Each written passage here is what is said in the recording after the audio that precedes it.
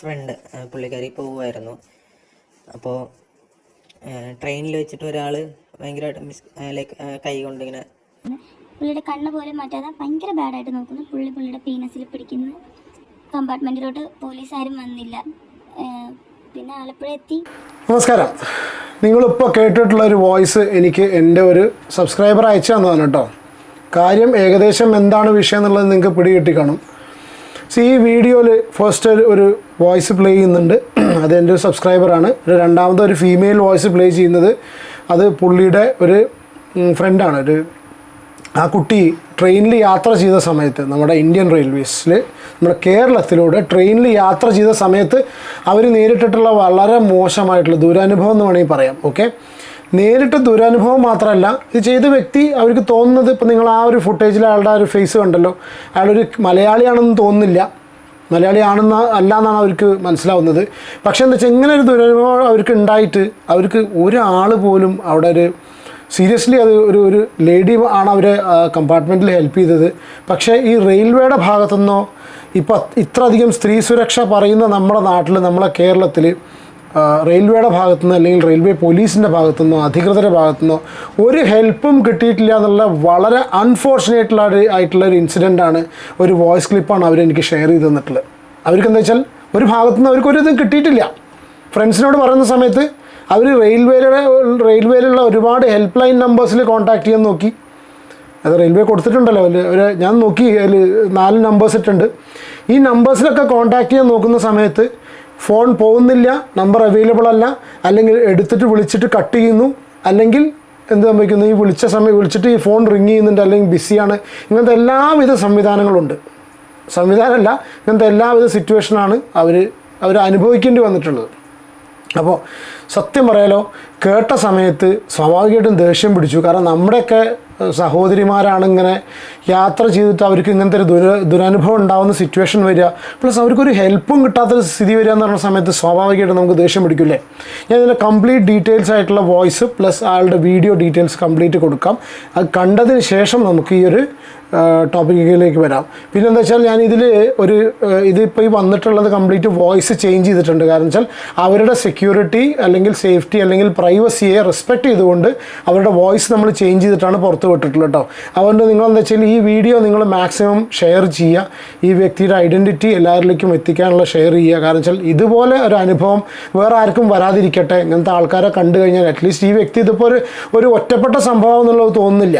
അപ്പം ഇങ്ങനത്തെ ആൾക്കാർ ഇപ്പം നമ്മളൊക്കെ അറ്റ്ലീസ്റ്റ് നമ്മുടെ നാട്ടിലെങ്കിലും ഇതുപോലുള്ള സിറ്റുവേഷൻസ് ആൾക്കാർ കാണിക്കുന്ന സമയത്ത്, ഇങ്ങനെ അവരുടെ ഐഡൻറ്റിറ്റി എക്സ്പോസ് ചെയ്യുന്ന സിറ്റുവേഷൻസ് വരിക എന്ന് പറയുന്ന സമയത്ത് ദേ ഷുഡ് അബ്സ്റ്റെയിൻ. അവർ ആ ഒരു ചെയ്യാൻ പോകുന്ന ആക്റ്റിൽ നിന്ന് കുറച്ചെങ്കിലും നിൽക്കണം. പക്ഷെ ഉണ്ടാവും തോന്നുന്നില്ല. കാരണം ഇതൊരു ഞരമ്പിൻ്റെ അസുഖം, ഞരമ്പന്മാർ, അതായത് ഇതൊരു മാനസിക വൈകല്യമാണ്, ഇതൊരു ക്രിമിനൽ മെൻറ്റാലിറ്റിയാണ്. ഇതൊരിക്കലും മാറാൻ പോകുന്നൊരു സാധനമല്ല. കള്ളുകൂടി നിർത്താം, സിഗരറ്റ് വലി നിർത്താം, പക്ഷേ ഈ ഞരമ്പ് രോഗം എന്ന് പറഞ്ഞ സംഗതി ഒരിക്കലും ഒരു മനുഷ്യൻ നിർത്താൻ പറ്റില്ല. ബട്ട് അറ്റ്ലീസ്റ്റ് നമുക്ക് രാത്രി ഇവർ യാത്ര ചെയ്യുന്ന സമയത്ത് ഇവർക്ക് സിറ്റുവേഷൻ കാണുമ്പോൾ ബാക്കിയുള്ളവർക്ക് ഈ ഒരു വ്യക്തിനെ കുറിച്ച് അറിയാം. ഏതായാലും നമുക്ക് ആ വോയിസ് കംപ്ലീറ്റ് ആയിട്ട് കേൾക്കാം. എന്താണ് അവർ അനുഭവിച്ചിട്ടുള്ള സംഗതി എന്നുള്ളത് നിങ്ങൾ അവരെന്നെ ഡയറക്റ്റ് പറയുന്ന വോയിസിലൂടെ കേൾക്കാം.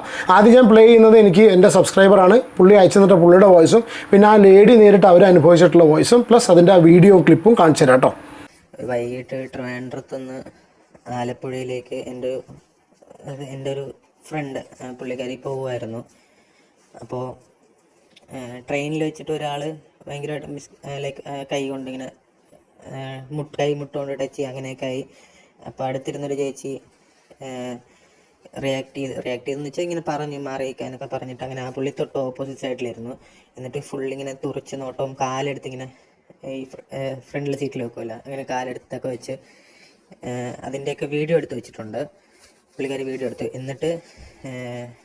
എന്നിട്ട് ഇപ്പോൾ നമ്മളെയൊക്കെ വിളിച്ച് പറഞ്ഞു, ലൈക്ക് എൻ്റെ കൂട്ടുകാരനെയൊക്കെ വിളിച്ച് പറഞ്ഞു.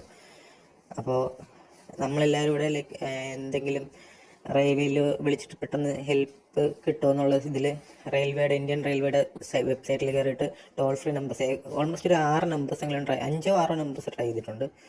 ഒന്നും റെസ്പോണ്ട് ചെയ്യുന്നില്ല. അതിലൊരു നമ്പർ നിലവിലില്ല എന്ന് പറയുന്നു. അതായത് മെയിൻ ഹെൽപ്പ് ലൈൻ നമ്പർ എന്ന് കൊടുത്തതെന്ന് അത് നിലവിലില്ല എന്ന് പറയുന്നു. പിന്നെ ബാക്കി ഒരു നമ്പറിൽ മറ്റൊരു കോളിൽ തിരക്കില്ല എന്ന് പറഞ്ഞു. പിന്നെ അതിനുശേഷം റിങ് ചെയ്ത് അവർ തന്നെ കട്ട് ചെയ്ത് വിട്ടു.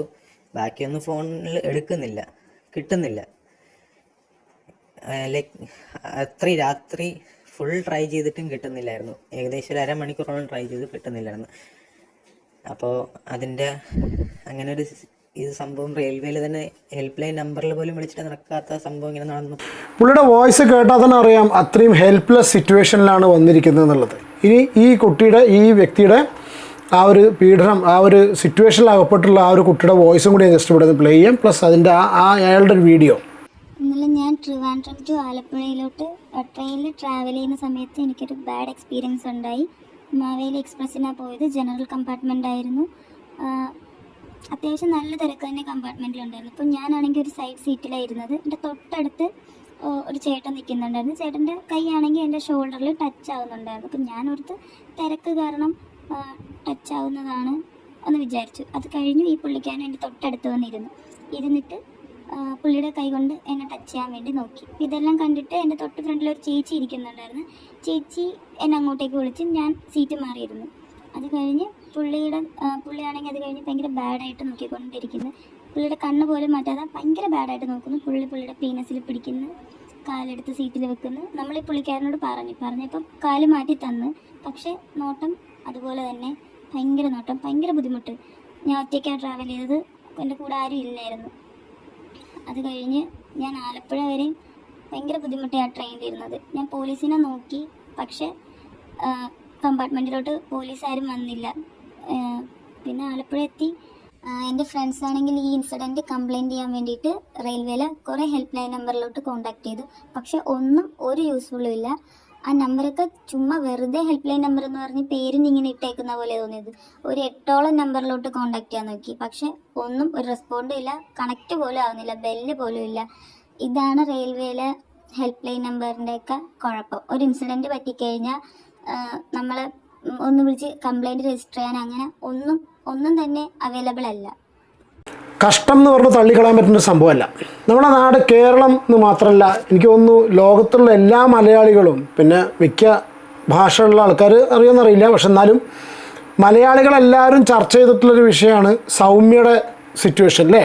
ഗോവിന്ദച്ചാമി ട്രെയിനിൽ വെച്ചിട്ട് രാത്രി ഒരു കുട്ടിക്ക് ഉണ്ടായിട്ടുള്ള ദുരനുഭവമാണിത്. അങ്ങനെ ഒരു സംഗതി നടന്നിട്ടുള്ള നാട്ടിൽ എന്താണ് അവസാനം ആ കേസിൽ ഉണ്ടായെന്നുള്ളത് വളരെ ക്ലിയറായിട്ട് എല്ലാവർക്കും അറിയാം. ഇങ്ങനെ കൊത്തുളമാരി ഇരുന്നവൻ നേരെ കൊഴുത്ത് തടിച്ചിട്ട് ജയിലിൽ നിന്ന് വരുന്ന ഫോട്ടോസ് കംപ്ലീറ്റ് നമ്മൾ കണ്ടതാണ്. അവന് വേണ്ടി വാദിക്കാൻ വരെ വക്കീലുമാരുണ്ടായിരുന്നു.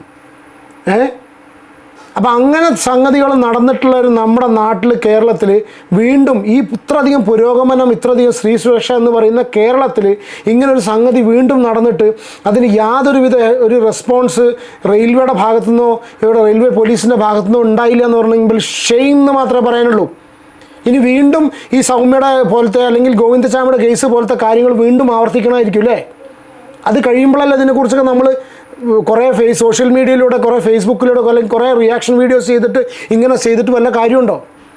ഒരു കാര്യമില്ല. കാരണം നമ്മുടെ നാട്ടിലുള്ള അധികാരികൾ, നമ്മുടെ നാട്ടിലുള്ള ഡിപ്പാർട്ട്മെൻറ്റ്സ് വെറും വേസ്റ്റാണ് നല്ലൊരു ശതമാനം. ഇപ്പോൾ ഈ കോൾ സെൻറ്ററിൽ അവർ വിളിക്കുന്ന സമയത്ത് അല്ലെങ്കിൽ ഈ നമ്പർ വിളിക്കുമ്പോൾ അവർ ഫോൺ എടുത്തതിന് ശേഷം കട്ടാക്കുന്ന സിറ്റുവേഷൻ വന്നല്ലോ.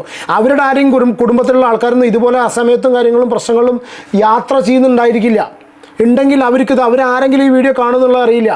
കാണുന്ന സമയത്ത് അവർ ചിന്തിക്കുക, അവരുടെ വീട്ടിലുള്ള അവരുടെ പെങ്ങക്കോ മകക്കോ ആർക്കോ ആണെങ്കിൽ ഇതേ സിറ്റുവേഷൻ, അമ്മമാർക്കോ ആണ് ഈ സിറ്റുവേഷൻ വരുന്നതെങ്കിൽ ഇതേ മനോഭാവം അവരെടുക്കുമോ? ഇതുപോലുള്ള ഇറസ്പോൺസിബിൾ ആയിട്ടുള്ള ആക്ടിവിറ്റീസ് ആക്ട്സ് അവരുടെ ഭാഗത്ത് നിന്നുണ്ടാവുമോ? ഷെയിം എന്ന് പറഞ്ഞാൽ Indian railway shame on you. ഒന്ന്. രണ്ടാമത് റെയിൽവേ പോലീസാണെങ്കിലും ആരാണെങ്കിലും ഇതിന് ബന്ധപ്പെട്ട ആൾക്കാർ എന്ന് പറഞ്ഞാൽ seriously really sorry for that lady, really sorry for that girl. നമ്മുടെ നാട്ടിൽ പുരോഗമനം പറഞ്ഞ് സ്ത്രീ സുരക്ഷയും പറഞ്ഞ് നടക്കുന്ന നമ്മുടെ നാട്ടിൽ ഒരു കുട്ടിക്ക് അവരെ പഠിത്തവും കാര്യങ്ങളും ജോലിയും കാര്യങ്ങളും കഴിഞ്ഞ് വരുന്ന സമയത്ത് ഏത് സമയത്തും സ്ത്രീകൾക്കാണെങ്കിലും ആർക്കാണെങ്കിലും നടക്കണം. നൈറ്റ് ലൈഫ് എന്തൊക്കെയാണ് കൊണ്ടുവരുന്നത് അല്ലേ. കുറേ നൈറ്റ് ലൈഫ് കൊണ്ടുവന്നിട്ടോ കുറേ ഇത് പറഞ്ഞിട്ടോ കാര്യമില്ല. ഇതുപോലെ ആവശ്യങ്ങൾക്ക് വേണ്ടിയിട്ട് അവരവരുടെ പഠിത്തവും അല്ലെങ്കിൽ ജോലിയും കാര്യങ്ങളും വേണ്ടിയിട്ട് പുറത്തിറങ്ങുന്ന സ്ത്രീകൾക്കും കുട്ടികൾക്കും സുരക്ഷ കൊടുക്കാൻ പറ്റില്ല. അവർക്ക് എന്തെങ്കിലും രീതിയിലുള്ള സംഭവങ്ങൾ ഇതുപോലെ അന്യ സംസ്ഥാനത്ത് നിന്ന് വന്നിട്ടുള്ള ആൾക്കാരാണെങ്കിലും ആരാണെങ്കിലും മലയാളികളാണെങ്കിലും അവരെടുത്തുനിന്ന് ഇതുപോലുള്ള സുരക്ഷ കൊടുക്കാൻ പറ്റില്ല എന്നുണ്ടെങ്കിൽ പിന്നെ എന്തിനാണ് നമ്മളെ സംവിധാനങ്ങളൊക്കെ ഇവിടെ ഉള്ളത്? എന്തിനാണ് ഇതുപോലുള്ള ഹെൽപ്പ് ലൈനും കാര്യങ്ങളും പെട്ടെന്ന് വിളിച്ചാൽ കിട്ടിയില്ല എന്നുണ്ടെങ്കിൽ എന്താ അതുകൊണ്ടൊക്കെ കാര്യമുള്ളത്? പിന്നെ ആൾക്കാരാണെങ്കിലും ഒപ്പമുള്ള ആൾക്കാരും ആരും ഇന്നത്തെ കാലത്ത് ആർക്കും ആരോടും ഒരു റെസ്പോൺസിബിലിറ്റി ഇല്ല. അപ്പോൾ ആ സഹായിച്ച ആൻറ്റി അവർ ആ ഒരു ലേഡി അവർ നല്ലൊരു സ്ത്രീ ആയതുകൊണ്ട്, പക്ഷെ അവർക്കും പ്രോപ്പർ സപ്പോർട്ട് കിട്ടിയോ കിട്ടിയില്ലെന്ന് നമുക്കറിയില്ല. പിന്നെ കിട്ടിയാൽ തന്നെ പല ആൾക്കാരും ഇന്നത്തെ കാലത്ത് ഇങ്ങനത്തെ സംഗതികളൊന്നും ഇടപെടില്ല. Because they don't want get into trouble. അവർ ഈ ട്രബിൾ ഇതാക്കാൻ ഇല്ല. പിന്നെ അന്യസംസ്ഥാനമാണ് പരിപാടി കാരണം ഇവരെന്തൊക്കെയാണ് സംഭവം കയ്യിലുള്ളതെന്നൊന്നും അറിയില്ല. എന്തെങ്കിലും രീതിയിൽ ഉപദ്രവിക്കുക അല്ലെങ്കിൽ ആളെ അപായപ്പെടുത്തിയിട്ടുണ്ടെങ്കിലോ? സിറ്റുവേഷൻസ് പലതാണ്. ഞാൻ വീണ്ടും പഴയ കേസ് ഗോവിന്ദച്ചാമിയുടെ കേസ് എടുത്തു പറയുന്നു. അതും ഇതേ സിറ്റുവേഷനായിട്ട് കണക്ട് ചെയ്തു പോവുകയാണ്. റിയലി ഫോർച്ചുനേറ്റ് ദാറ്റ് അവർക്ക് കൂടുതലൊന്നും ഈ കുട്ടിക്ക് സംഭവിക്കാതെ ആ കുട്ടി അറ്റ്ലീസ്റ്റ്. പക്ഷേ ഇനിയും ആ കുട്ടി റെയിൽവേയിൽ അതേപോലെ രാത്രിയും കാര്യങ്ങളും സഞ്ചരിക്കുന്ന സമയത്ത് ആ ഒരു ട്രോമ അനുഭവിച്ചിട്ടുള്ള ആ ട്രോമ അവർക്ക് വിട്ടുമാറുമോ? അവർക്ക് വിട്ടുമാറിയിട്ടില്ല. ഇത് ഇന്ന് അവരാണെങ്കിൽ നാളെ വേറൊരാൾക്കായിരിക്കാം, അല്ലെങ്കിൽ ഇതിന് പുറകിലുള്ള ഡിപ്പാർട്ട്മെൻറ്റിൽ വർക്ക് ചെയ്യുന്ന ആൾക്കാരാണെങ്കിലും കോൾ സെൻറ്ററിലുള്ളവരാണെങ്കിലും റെയിൽവേ പോലീസിലുള്ളവരാണെങ്കിലും അവരുടെയൊക്കെ കുടുംബങ്ങൾക്കും ഇത് സംഭവിക്കാം. ആ സമയത്തും ഇതേപോലെ വിളിച്ചാൽ വിളി കേൾക്കാതെയും ഫോൺ എടുക്കാതെയുള്ള സിറ്റുവേഷൻ വന്നു കഴിഞ്ഞാൽ മക്കളെ പറയാൻ എന്താ പറയുക, ഇതിൽ പറയാൻ ഒരുപാട് ഹാർഷായിട്ടുള്ള വാക്കുകൾ, മോശമായ വാക്കുകൾ ഉപയോഗിക്കേണ്ടതാണ്. Really unfortunate. ഈ ഒരു വീഡിയോ നിങ്ങൾ ഷെയർ ചെയ്യുക മാക്സിമം. ഈ വ്യക്തിയുടെ ഫേസ് ഞാൻ സൈഡിൽ കൊടുത്തിട്ടുണ്ടല്ലോ, ഈ വ്യക്തിയുടെ ഫേസ് വെച്ചിട്ട് നിങ്ങൾ മാക്സിമം ഈ വീഡിയോ ഷെയർ ചെയ്യുക. If you find this guy seriously report ചെയ്യുക. ഓക്കെ? കാരണം ഇത് ഓൾറെഡി ഒരു ഇൻസിഡൻറ്റ് ഉണ്ടായിട്ടുണ്ട്. എല്ലാവരും സ്റ്റേ സേഫ്. അവനവൻ്റെ സുരക്ഷ അവനവൻ നോക്കുക, എങ്ങനെയെങ്കിലും നോക്കുക. ദൈവത്തിനെ വിളിച്ച്, ഞാൻ ഒരു വിശ്വാസം ചെയ്തുകൊണ്ട് ഞാൻ പറയുന്നു, ദൈവത്തിനെ വിളിച്ച് മുന്നോട്ട് പോകുക എന്നല്ലാതെ ഇതുപോലുള്ള സാഹചര്യങ്ങളിലും എനിക്ക് തോന്നുന്നില്ല ഒരാൾ സഹായത്തിന് ഉണ്ടാവും എന്നുള്ളത്.